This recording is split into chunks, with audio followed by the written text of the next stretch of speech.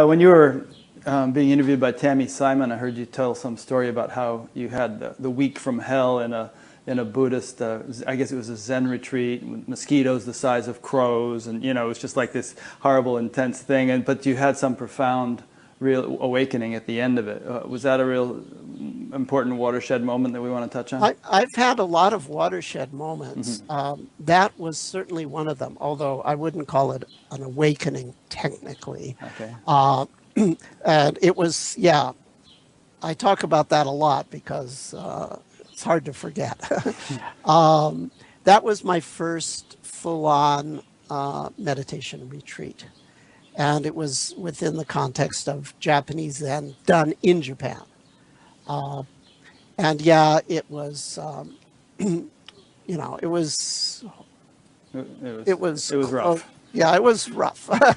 It was rough. I was on the verge of crying. It was like the Navy SEAL training for Zen guys. Yeah, it's it's in that category. So by the end, I was at the end of my rope. My whole body was shaking.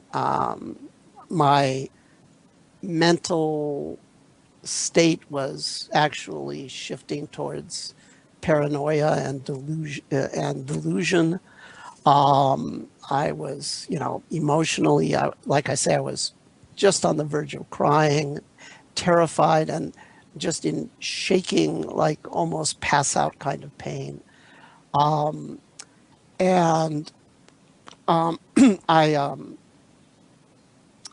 the retreat was going to end soon. So I started to just scream in my head to myself at the top of my voice, "You're not a baby, don't cry. You're not a baby, don't cry," because I was going to lose it. And I guess that became a mantra without me realizing it, that sort of put me in a concentrated state. And then suddenly, just out of nowhere, my whole body relaxed.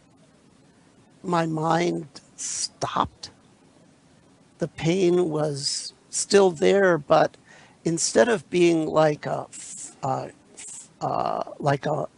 red hot rock, it was like lava. It was red hot, but it was with sort of glacial velocity, slowly circulating through my whole body. And even though it was still red hot, the fact that it was circulating caused it to not bother me. And I just was there. And that was the first experience. That is the first time something like that happens to a human being. That's a watershed experience. What happened? Well, in retrospect, I can tell you what happened. I spontaneously fell into a state of what I would now technically call equanimity. So equanimity is an attentional skill. It's the ability to allow sensory experience to come and go without push and pull. It's, in a sense, analogous to oiling your sensory circuits. So there's different ways that people achieve equanimity, and there's, of course, many levels of equanimity. But one of the main ways that people learn equanimity, and probably most of your viewers have actually had this experience, you're in some situation and it's really horrible, and at some point you just stop fighting with that sensory experience, and it starts to flow, and the intensity level is the same, but the bother drops. What has happened at that moment is you have spontaneously fallen into equanimity.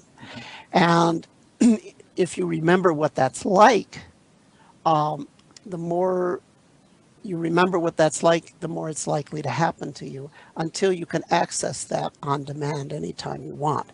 And then your relationship with physical pain changes forever. That's a watershed moment for any human being, because from that time on, you realize, okay, well, I don't exactly want physical discomfort, but if I have to go through it, I know where this is going. And so, yes. So that was a spontaneous experience of equanimity, I would say.